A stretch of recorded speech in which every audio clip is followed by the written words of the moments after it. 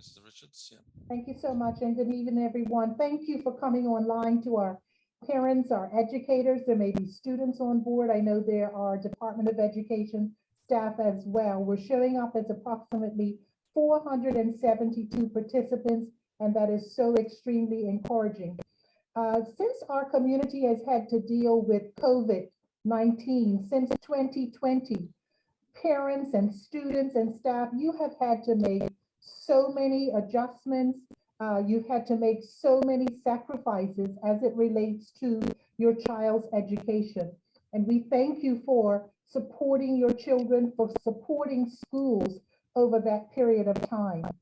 We know that the best place for children to be for learning is in our schools. And we want to do everything that we can to ensure that our students can go into schools and be safe while they are in schools. We want your child to be safe, but we want all children to be safe when they are in our schools. And so this evening, we're going to talk to you about the at-home antigen testing program. It's a pilot program, and it's really a part of a strategy to ensure that we can keep children in school, but when they're in school, to just ensure there's another layer to help us to determine that things that are happening in the building are safe. This program really depends on parental support. We're hoping that all of you will come on board and participate in the program. The program also depends on our parents honoring the procedures of this program. It involves self-reporting. And so it really means that parents have to be honest about what the results are when they are reporting. Because if a positive result comes in and a parent doesn't report a positive result and a child goes to school, that child is compromised, but all of the children in that child's class, those who they interact with, the staff and the school are impacted. So this program is about helping children to be safe, but it requires all parents to work together to ensure that they actually operate with fidelity with the reporting. So I'm going to turn it back to Mr. Johnson so that we can work our way through the presentation. And we want to ensure that we have an opportunity for you to ask questions, because that's the most important part of the session. So Mr. Johnson, back to you. Great, thank you, Mrs. Richards. We're going to start today with Dr. Tia Talbot, who's a pediatrician and a senior medical officer. So she's in a good position to talk to us about the technical aspects of antigen testing. Dr. Talbot. Good evening, everyone. Thanks for the introduction, bio. I am a pediatrician by training, and I'm currently employed at the Department of Health, where I have been acting as the senior medical officer since April 2020. So I just was asked to come on and speak to you guys about the technical aspects of antigen testing. For those of you who are less familiar with the antigen tests, that is what's displayed there on the left. And on the right is what we're trying to move past, which is the PCR testing. That particular machine is one of the machines that heats up the sample. Before we go into the technical bits, just some tips for when you're using the antigen kits to help you get the best outcome. Make sure you take your time to read the instructions before you start, and make sure you have a flat surface to put the lateral flow device onto. Once you've taken the sample and add it to the solution, and you add it into the test kit with the oval well there, you will want to see the light pink solution creeping up the paper to tell you that, to show you that the kit is working. Okay, one line that stops at that C, that's the control to tell you that you have a valid test. And then the second line will light up if you have a positive result. Okay, you can go to the next slide, please. And the important thing is that you just make sure you're reading your result in the appropriate time frame. So the purpose of this really is to clarify what antigen testing is.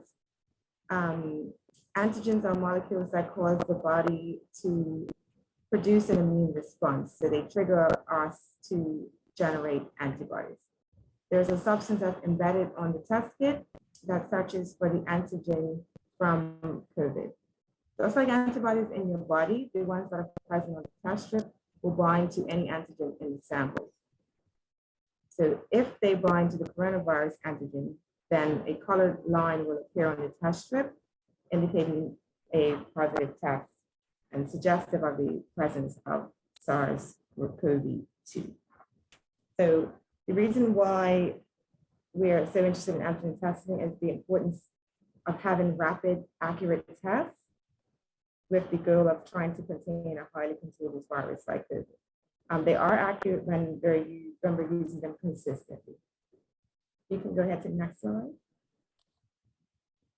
So this slide here is just to highlight some of the key differences between antigen tests and PCR tests.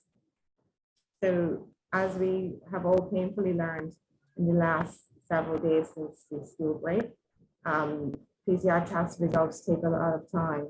Best case scenario is hours, worst case scenario is several days. Whereas antigen tests are much faster, usually around 15 to 30 minutes. They are both able to detect a positive case quite well. Antigen tests will detect about 80 to 90%, and PCR tests, it approaches 100%.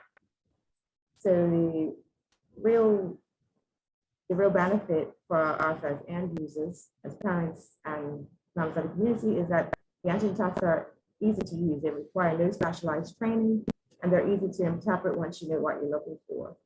Whereas in contrast, the PCR test is only able to be analyzed by trained medical staff, lab technician, and requires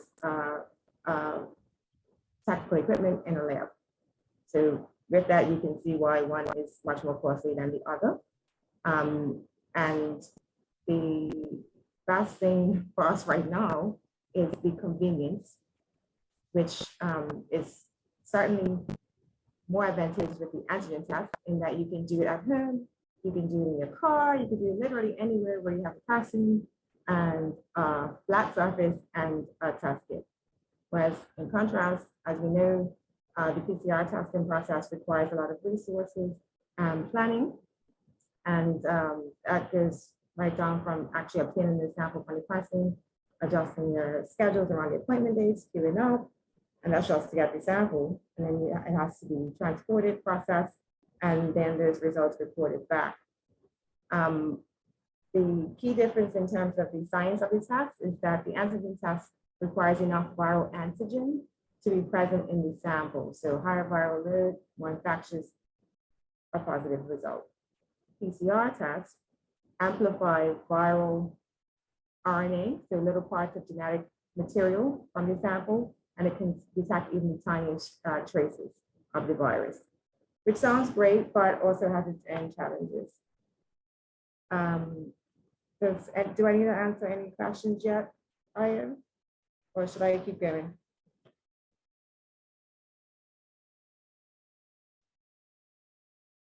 Okay, can't hear him, so I'll unmute Mr. Johnson. Sorry about that. There is a question about somebody says they know of a case where an antigen test was negative, but the PCR test was positive, and the tests were done on the same day. What happens in that case? How could that happen? Do you have any answer to that? Yes, it could happen, and that last part of the chart is what's key there. The antigen test is really picking up when a person is infectious. The PCR test can actually detect when they're pre-infectious. Or post-infectious even. Okay, because they're very good at amplifying pieces of the virus. Okay, so the main reason why Department of Health is encouraging and has been encouraging a move towards antigen testing is because of number one, the volume of samples that need to be processed in the screening process, and the sheer volumes of people that are trying to be screened in general, as well as the need to have those results back to us in a timely fashion so you can make decisions and action those findings. Now, the current approach was suitable at a time when there were relatively low levels in the community, but now when you have increased prevalence, you need to be able to act on results quickly. Rapid tests obviously can reveal a positive much faster than labs that process the samples. And of course, the trade-off that you get in terms of accuracy, you can make up for in terms of the speed that you can get your results, and you can increase the accuracy with the follow-up repeat test in 2 to 3 days. So what I mean by that is if I test today, I'm negative. I test again in 2 to 3 days and I got a negative result again. And then again, I'm testing a few days later and they're negative. You can be confident that with my 3 consecutive negatives, I'm not infectious, not contagious. The opposite is also true. I have a negative today, a negative in 2 to 3 days, and a couple of days later, I got a positive on the antigen test. The day that I have that positive result is the day that I'm potentially a risk to people that I share a space with. And that's really what most people are worried about, being contagious enough to spread the virus to others. We're all trying to move forward and start living with this virus instead of being terrified of it. It's amongst us now. We're past the point of containing it and keeping it away. It's here. So the global shift away from PCR for mass screening is really to preserve PCR testing and the resources around it for what it was intended for, and that's clinical use, hospital use, people who are sick, confirming that diagnosis, and not necessarily using it for a screening process. Globally, antigen testing is a tool of choice for community use as COVID is becoming more endemic in our societies, and we figure out how to live with it and despite it being there. And that is all from me. I'll stop talking now and take questions at the end. I think that's what we're preparing to do now in the interest of time. Yes. Okay. Yeah. Okay. So we'll come back to some of those questions towards the end. Okay. The next presentation may actually answer your questions. And it's Kimberly McEwen. She's a policy analyst with the ministry. She is going to explain the whole program, the pilot program itself, how it's working, etc. Ms. McEwen. So thank you very much, Io. Thank you, Dr. Talbot, for your presentation. I'm not sure I'll be able to answer all questions, but I certainly will do my best. So just wanted to follow up a little bit on some of what Dr. Talbot shared, as well as what was provided to you in writing from your school leaders. So you're aware that the Ministry of Health has advised that schools should be moving towards at-home antigen testing as an alternative to saliva screening. That at-home antigen testing still is screening testing and is still part of the Department of Education and schools' layered approach to mitigate the risks of COVID-19.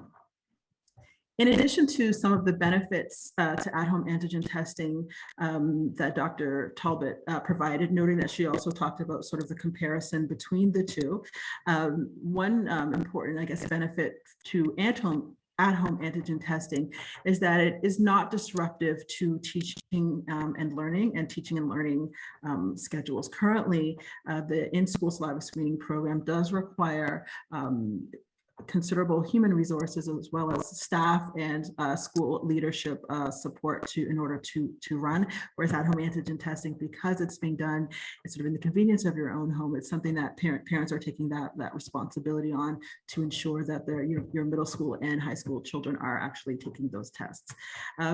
It also requires fewer resources, and so part of the interest is also trying to take a more sustainable approach to screening testing. We are still, so we're in a position where screening testing is going to occur, it's ongoing, but we don't know how long we will be sort of in this position, but certainly for this foreseeable future, we will be still conducting screening testing, and at-home antigen testing is something that can be provided much easier than ongoing saliva screening, as was mentioned by Dr. Talbot. We have had a lot of questions, understandably, about why we are doing a pilot program, with some parents also saying, well, private schools have been, running antigen testing for some time. So first of all, well, there are a few different reasons. One reason for running the pilot is due to the sheer number of schools and program sites that are within the Bermuda public school system. We have a lot of diversity in terms of different schools, school levels, parent perspectives, abilities, and so on and so forth. And so there's a lot of also differing opinion.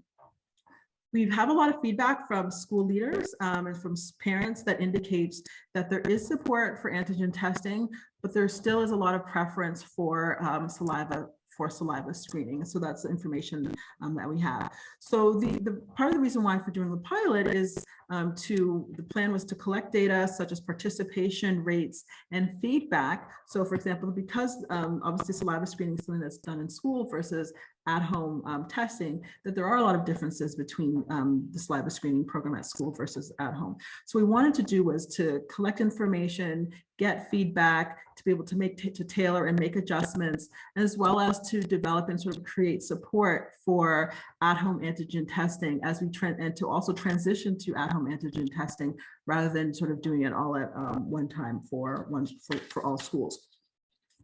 You are aware of the backlog in terms of PCR testing. And so due to those challenges, we do expect that at-home antigen testing will be rolled out to all public schools at a much faster rate. However, we still will be continuing with the pilot because we do want to be able to collect that data and the feedback that you have as parents, and to still use that information to help improve the ongoing antigen screening program. So just to talk a little bit about the program description, and this information was in the correspondence. We want all staff and students to participate. The pilot will start on Sunday and run for 4 weeks. The tests are being offered free due to a generous donation to all staff and students. Schools do need to record who receives tests for tracking purposes. So if a school gives out 100 tests, then we're expecting 100 results to be reported every Sunday and Wednesday evening. And so accepting the tests means agreeing to participate in the program. Requirements for participants, for students to take the test twice per week, once on Sunday evening and once on Wednesday evening. Each test result must be logged using an electronic link. If a date, test and time is missed, then that test must be taken and then logged the following evening. These requirements are directly from the Ministry of Health. If a student does test positive in that unfortunate situation, they must isolate and take a follow-up PCR test. If that follow-up test is negative, the student can return to school. Unfortunately, if that follow-up PCR test is positive, the parent does need to notify the school, which is current practice now. And then persons with a positive PCR test must also follow the instructions of the Department of Health. We are very concerned, or we are very interested in making sure that we are protecting your personal information. It will be treated sensitively and protected. The information collected about the screening testing will be managed by a very small unit within the Department of Education. And part of the reason for doing it this way is that COVID-19, certainly as you're aware, has put a lot of additional requirements on schools and school leaders. So managing the data centrally is one less thing that the school principal or leadership team has to be responsible for. We do need some personal information because we do need to know who has reported and who has not reported, but we are not looking at specific who got what sort of test results. The other reason why we do want personal information is because, in terms of your names, who's participating, is because we do want to be able to reach out to you to follow up in the event that results are not submitted, as well as to collect data such as feedback, focus groups, and so on and so forth.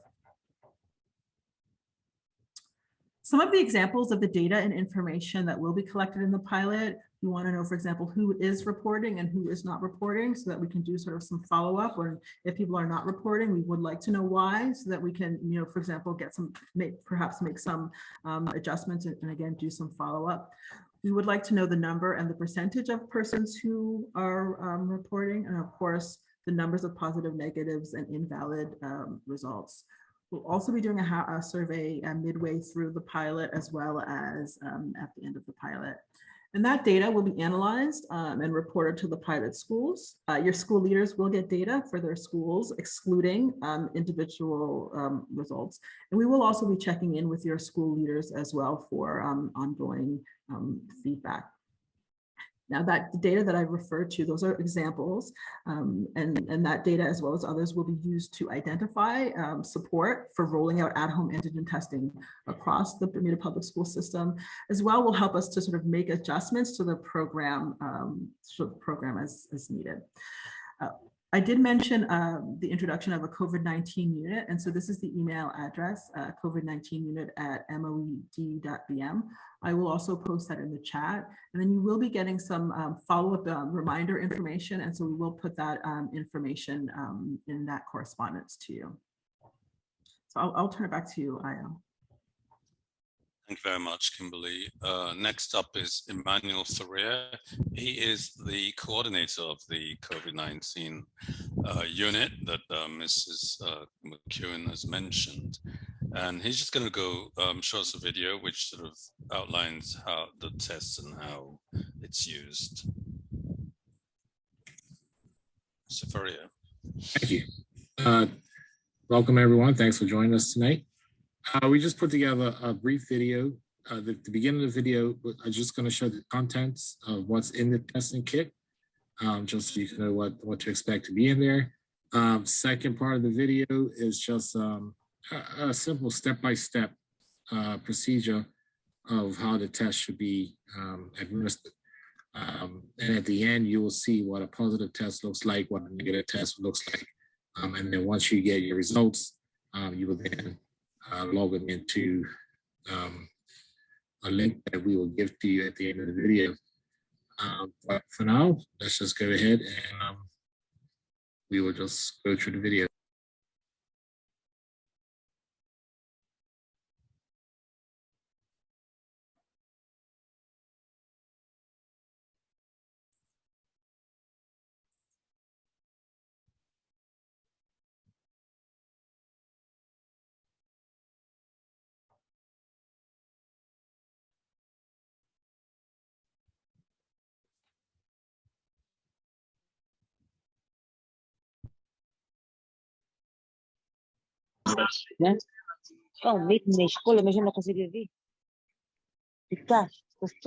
Sorry, everyone. So there was some audio background, but it was just music. We're not listening to anything. Many of you have done antigen tests. They're like every other antigen test. The procedures, everything is similar, just different manufacturer. So personally, I've come across 4 or 5 different testing kits in Bermuda, and I find that the procedure is the same for all of them. I would just strongly recommend that before doing your first test, just go through the instructions inside the box, just to make sure that you're following the procedures as you're supposed to. And then, like I said, so you should not wait more than 30 minutes to read your test result. So usually after 15, and then once you get your result, go into the link and submit your results to the link that we're going to provide right after this.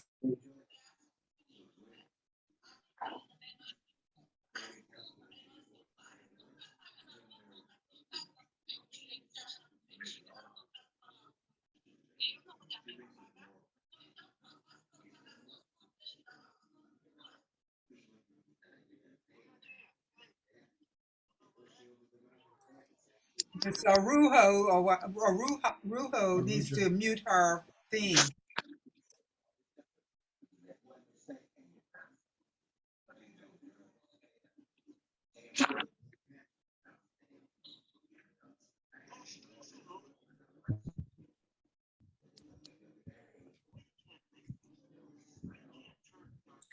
So again, so any line shown in that line would be a positive result.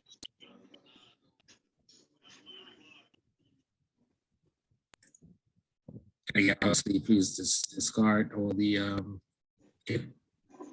portions into the trash when you're done. And that's the end of the video. I think Shaina will be just going briefly over the reporting link and how we're gonna enter our results into the form. Yeah, Shaina Simons is an officer within the department, and he will be the person who will be receiving all of the data. So I'm going to ask Mr. Simons to explain the test results form, how you will upload the test results. Simons.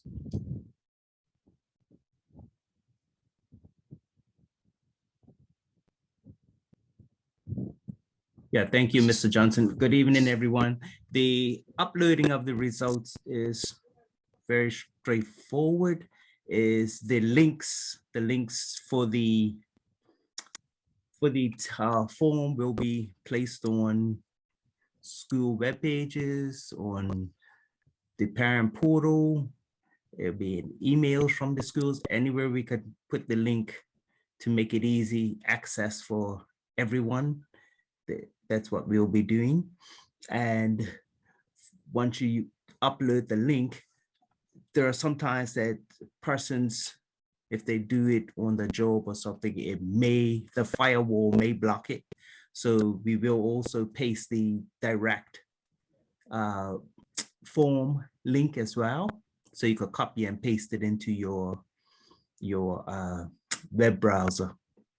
Go ahead, Kim. And this is what the form will look like.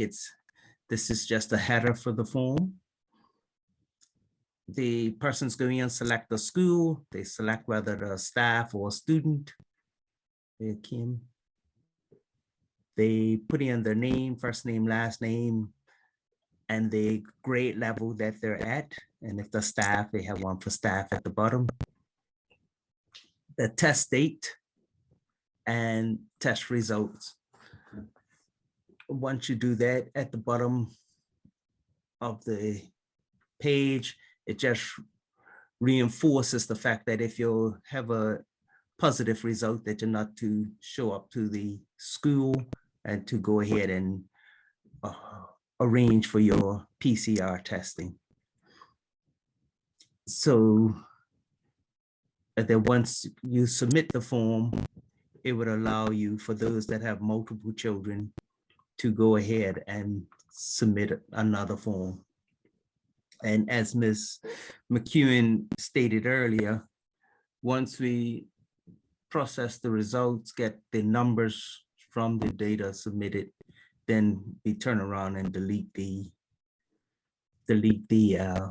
information on the personal information around the names. No names will go out to anyone, or the results of anyone go out to anyone. Just numbers will be shared with schools and the internal staff. Thank you, Mr. Johnson. Thank you very much, Mr. Simons. I think we should take a few questions now, because there's quite a few of them. Oh yeah, we are at the question time. So there are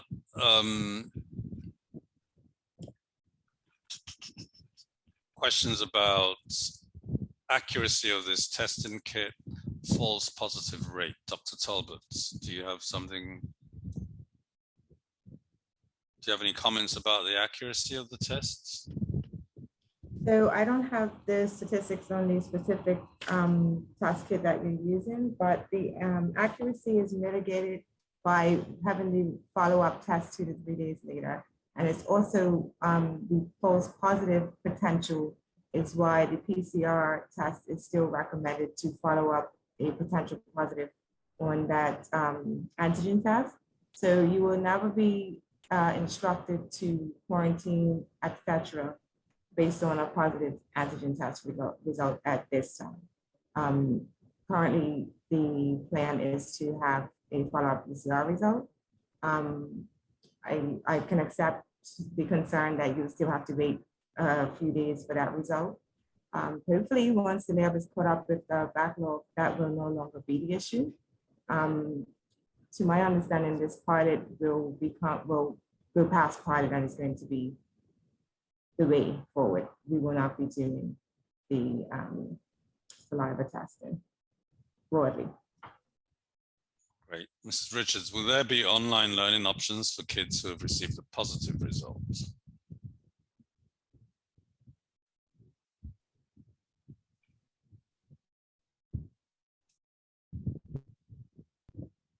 Mrs. Richards, are you there?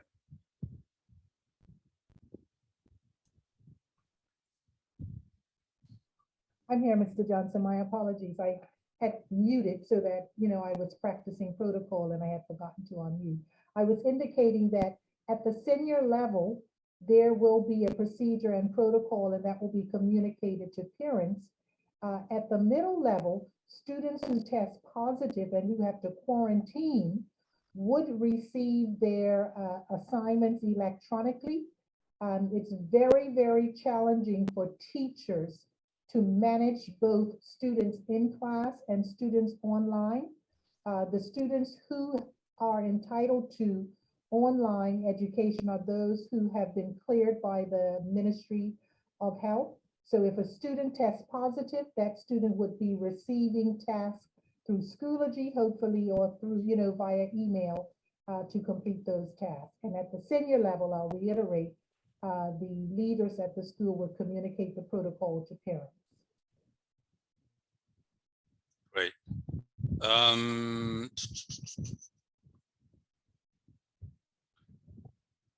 A couple of questions about SafeKey. Does it allow for SafeKey letter as the private schools have in place? I didn't know the private schools had that in place. That's a question we're going to have to, the question about SafeKey and antigen tests. I don't think we can answer that question right now, can we, Dr. Talbot? No, I don't have the answer to that right now, but I have written it down because someone asked it in one of the other sessions earlier. So I will find out. And I didn't even know about the antigen testing letter from the private school, so that adds some beef to my question, but I take it to the team. Thank you. Great. Are there any other ways that we can think of verifying? There's some concern about trust, and some people are, suggesting maybe people might be required to send a picture of their negative results. Could I respond to that, Mr. Johnson? That was one of the concerns, but after viewing and consulting with those that have done this process previously, that becomes very onerous and tedious on the parents, that if you're sitting up getting 400 negative pictures and one positive, then it was just overloading the systems with pictures instead of just giving us your test result. And they're really down to a fine art of trust. And as Ms. Richards said, it's about trust, because the parent, anybody that sends this child school that has a positive result can end up shutting down the class, shutting down the school. And if they're worried about, so let me send them to school because I have to go work, if it goes on, that means they're going to be shut down for a whole week or two. So it's really that trust factor that's going to help us through this situation.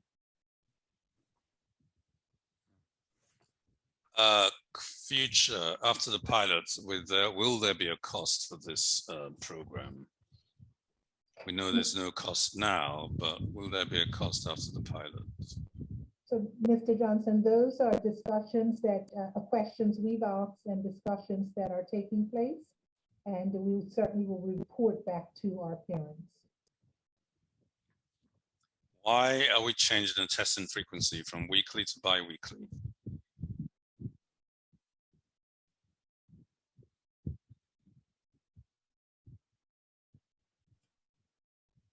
The twice a week is because of the antigen tests.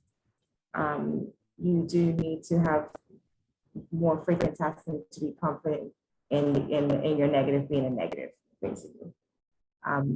The PCR testing was once a week at a time. When it came into place, it was at a time when there wasn't a lot of positive cases in the community. So once a week was deemed to be okay at that point.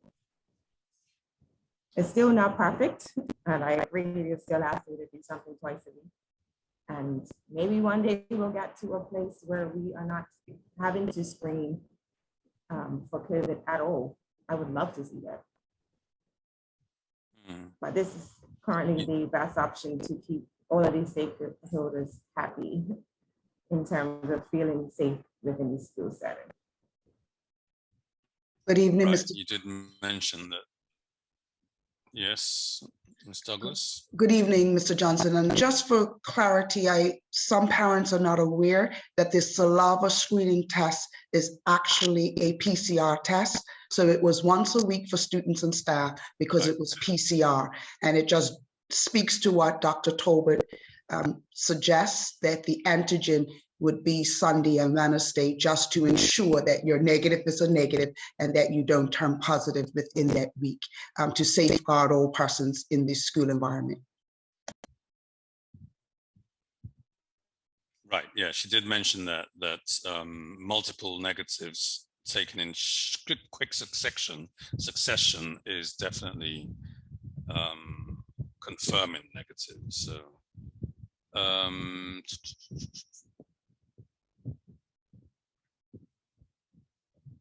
So for confidentiality purposes, who will be handling my information? Mr. Simons, who you've just heard from, will be the one handling the information.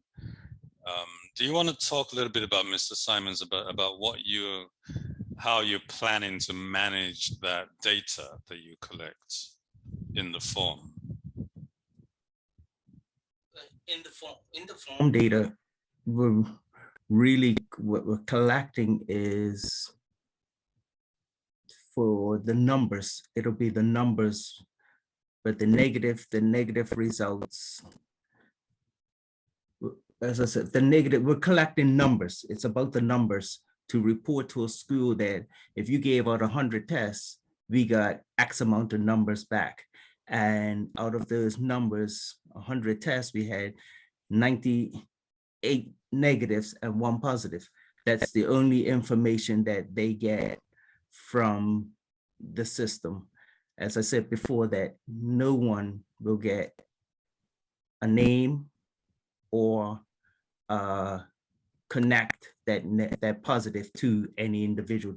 No one would ever see the names, and you do it on, you do your information on Sunday, and I do keep it open because, as we say, some people may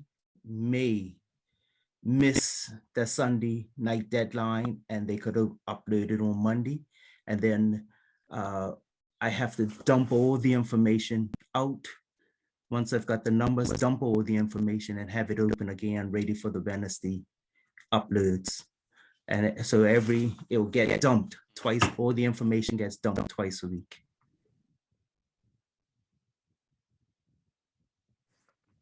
Great, thank you. Another question about paying for the test. How long will antigen tests be in place if the pilot is successful?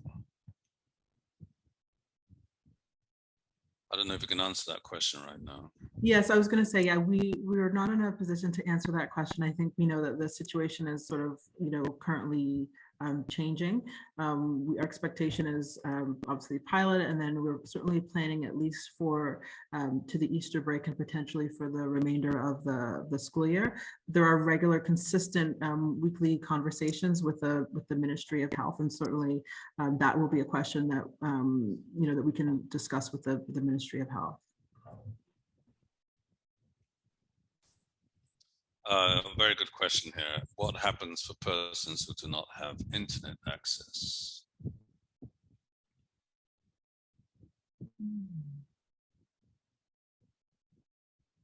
Are we thinking of, yeah, I think there was some conversation about that. I don't know what was the resolution. Mrs. Richards.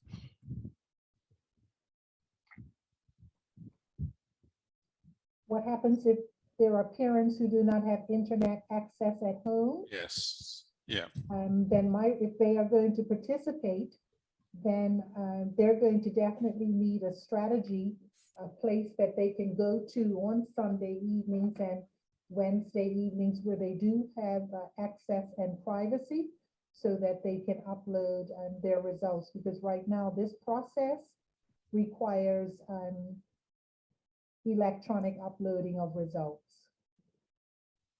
Yeah. Also ties into the managing the data and confidentiality and all that. Somebody has said earlier on that there's a substance called ethylene oxide in the test, which are known to cause cancer.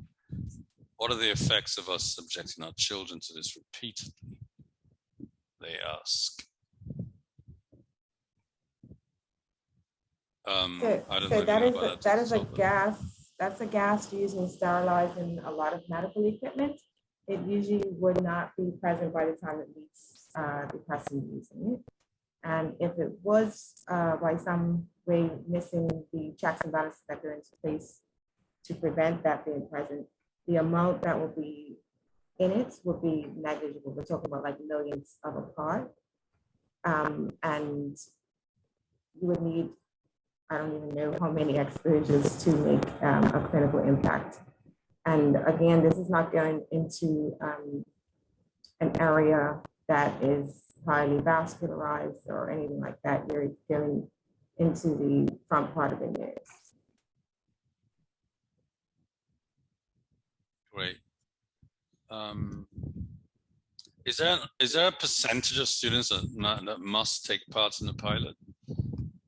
Is there a threshold, as we had with the saliva screening program?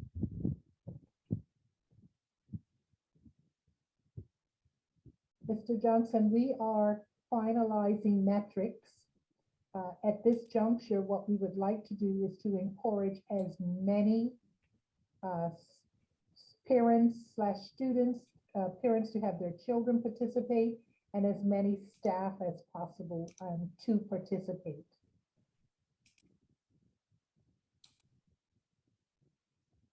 Right. Can somebody talk a bit about the options? Is it not the nostril, the nose swab, the only option here? What if somebody can't, the child cannot take the nose option?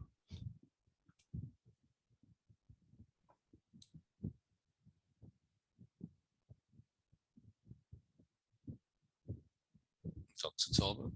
Is Dr. Talbot still online? I'm sorry, I was just reading a message. What was that? What if the child cannot take it up the nose? Oh, then they can use the throat as well. Use a throat. Okay.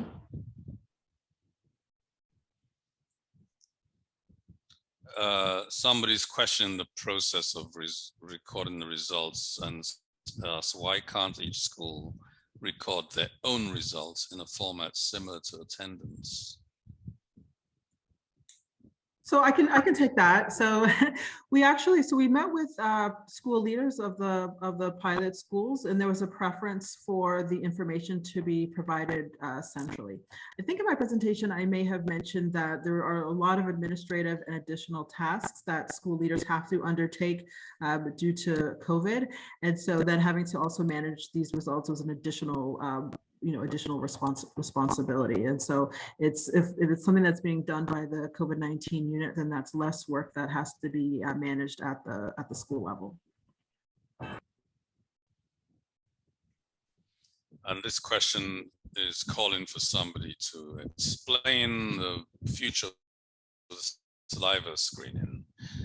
She's asking, I think, if my son continues to get his weekly saliva test, is he still required to do the antigen tests? So what's the status of the saliva screening program? So sure, I can take that question. So my understanding, so the saliva screening program is currently being paused due to the backlog of PCR tests. And so in terms of getting sort of the test results. And so we, schools have had to kind of compete with community resources, including obviously sort of people flying in, people who are symptomatic, people who want tests sort of for other reasons. And so currently the saliva screening program will not be running, but certainly once that capacity increases, there will be a relook at what the future of the program is going to be. However, even in saying that, the Ministry of Health, their interest and preference is that the schools and the system move towards antigen testing. For the reasons shared by Dr. Talbot in her presentation, and I also touched on it in my presentation.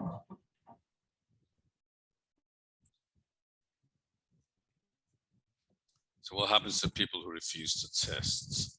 There's a couple of questions about that. Are we allowing teachers and students to come to school who refuse to test? It's not compulsory, is it?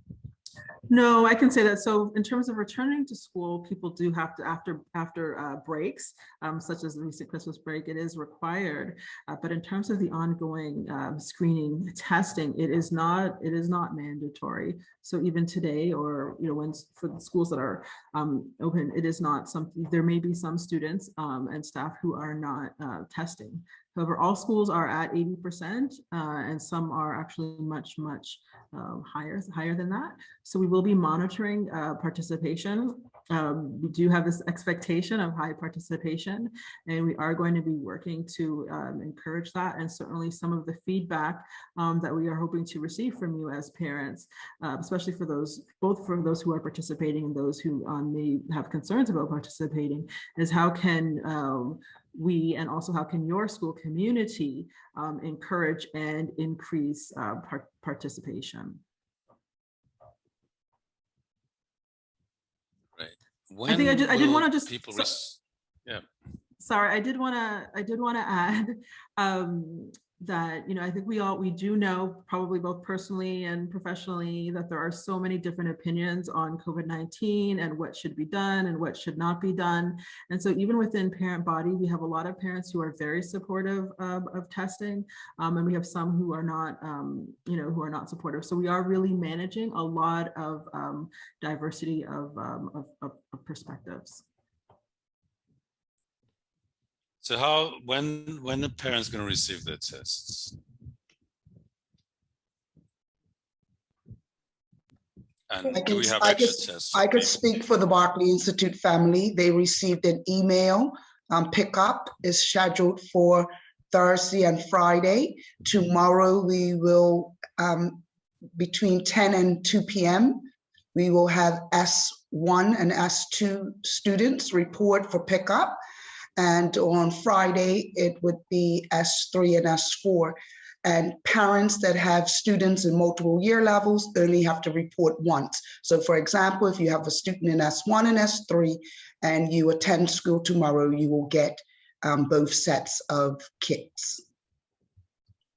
And as a reminder, it's a bundle of 8, 2 tests per the 4-week program, 2 tests per week for the 4-week program.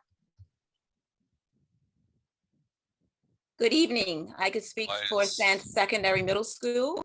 We will have a drive-through walk-in collection tomorrow from 12:30 to 6 p.m. at the school.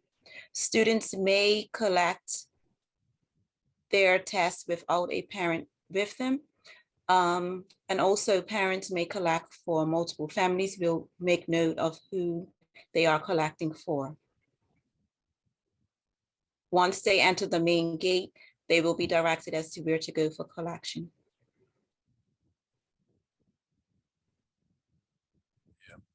And that is the same for the Barclay Institute. We are allowing students or family members. We do understand that persons are quarantining. We will allow other family members or multiple families to pick up and collect the tests. Great. So there's another question about, will saliva testing continue in non-pilot schools?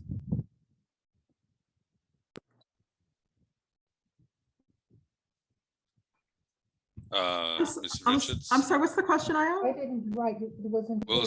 Will saliva screening continue in the schools that are not in the pilots?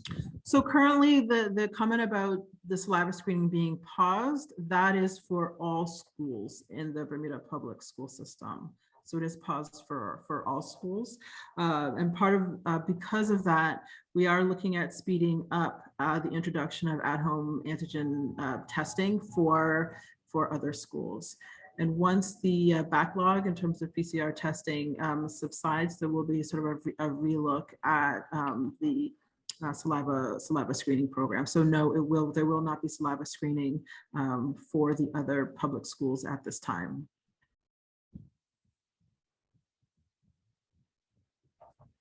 Thank you very much. I think we need to bring this discussion to a close. It is what time is it? 8:36. And I want to thank everybody for your attention and for all your questions. If there's questions that have not been answered, we'll definitely get those answered out to you. We are recording this and we will review all the questions, and I will, one of us will actually have those answers out to you. Thank you so much. And I'll have Mrs. Richards say some final words. Mr. Johnson, can we do the poll so that we get the post results, please, to the meeting? Yes, sorry. Can we do the poll, Mrs. McKeown? Sure, just give me 1 second to get it open. Oh, I think it's Mrs. Hartley. Someone else has done that for me, so thank you.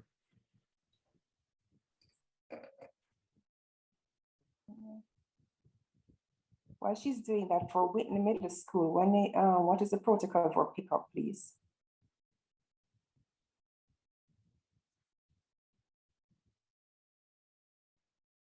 Can we ask you to repeat the question? He wants to know what's the protocol for picking up the test for Whitney. That information will be shared with parents by the school office. This is Sarah Westhead, the head of English at Whitney. Thank you.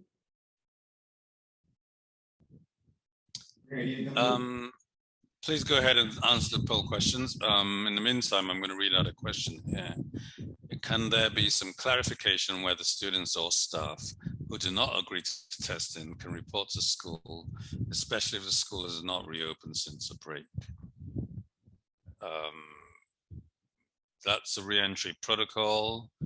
You have to show up with a negative PCR test for re-entry, taken within 3 days, correct, Ms. Richards? That is correct, Mr. Johnson. So a negative PCR test.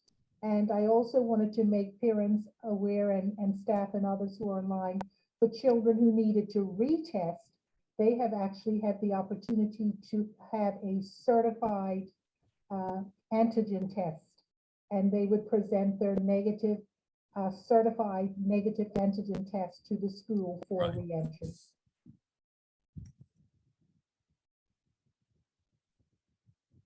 Mr. Johnson, perhaps you can make mention that this poll is sort of before and after. Someone in the chat is saying it's the same as the first one. Yeah, it is the same question. We're looking to see whether the information session has actually shifted any perspectives in terms of or given you whether you're more informed than you were before. So we'll be analyzing the data to see. And here are the results. 71% say they're well informed, 28% somewhat informed, and only 2% feel. 2%, who are you people, man? How can you not be informed at all? Don't understand that. If you have any more questions, please email to the COVID unit if you don't feel informed, and we'll try to inform you.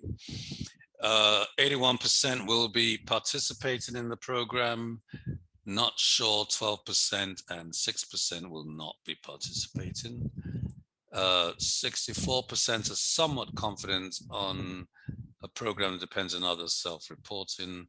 17% are very confident, and 20% are not confident at all. Okay, that's it. Excuse me, please. I have a very important question. How do we access the certified antigen tests for the student to enter school?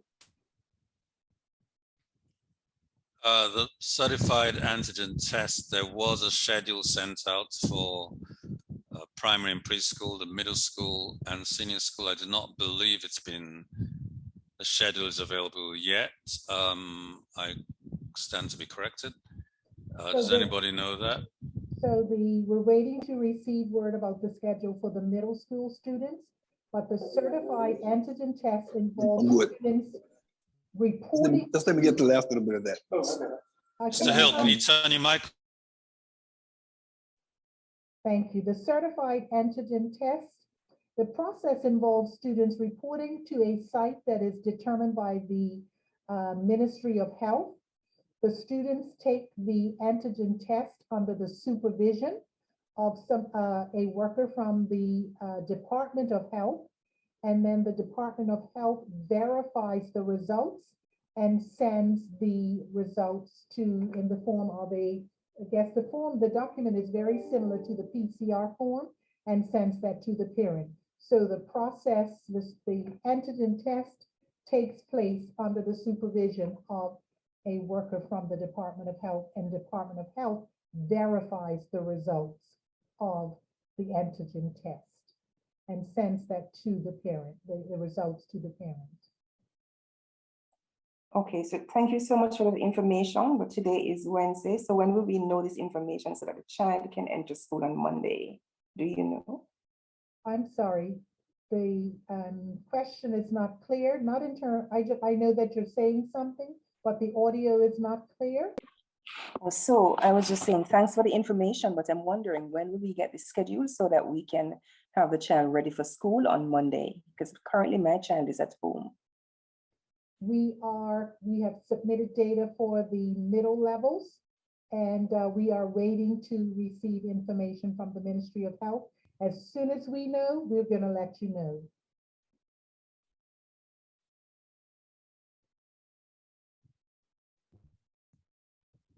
So yeah, somebody says saying all tests should be verified. Anyway, so Mrs. Richards, do you want to close off for us, please? I just want to thank everyone for coming online. I do want to encourage as many parents and staff, parents to have your children participate, staff to participate. And remember, it involves everyone working together to help keep children safe while they are in school for learning, which is the best place for them to be. So thanks again, everyone. Please take care and stay safe.